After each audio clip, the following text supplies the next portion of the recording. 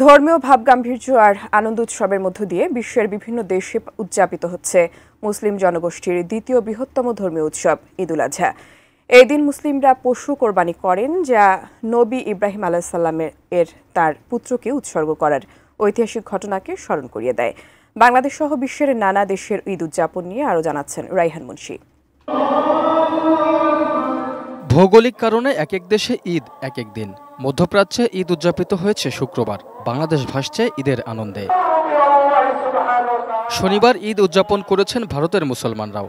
নামাজ শেষে মহান আল্লাহর সন্তুষ্টি অর্জনে দুম্বা, গরু, ছাগল, মহিষ কোরবানি করা হয়। তবে ভারতের বিভিন্ন শহরে গরু মহিষ জবাই নিষিদ্ধ থাকায় ছাগল কোরবানি দিতে বাধ্য হয়েছেন সামর্থ্যবান মুসলিমরা।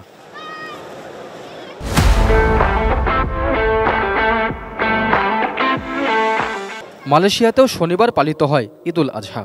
দেশটির রাজধানী কুয়ালালামপুর থেকে শুরু করে বিভিন্ন শহরে প্রবাসী বাংলাদেশিরা উৎসাহ উদ্দীপনার মধ্য দিয়ে ঈদুল আজহা উদযাপন করেন। এছাড়া একই দিনে মিয়ানমারেও পালিত হচ্ছে ঈদুল আজহা।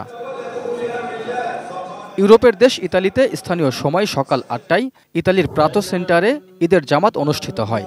নামাজে অংশ নেন বাংলাদেশি ছাড়াও Pakistan, Syria, Morocco, Nigeria, Bharat, Sri Lanka ও সেনেগালের প্রবাসীরা।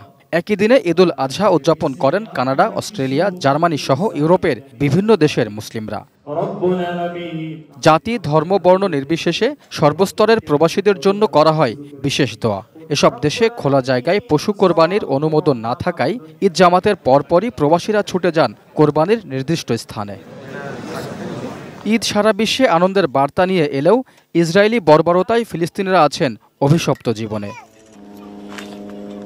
তবে ইসরায়েলি বাহিনীর বিধিনিষেধ উপেক্ষা করে জেরুজালেমের আল আকসা মসজিদে অনুষ্ঠিত হয় পবিত্র ঈদুল আজহার নামাজ। অংশ নেন হাজার হাজার ফিলিস্তিনি। Raihan Munshi, desk report, ATN news.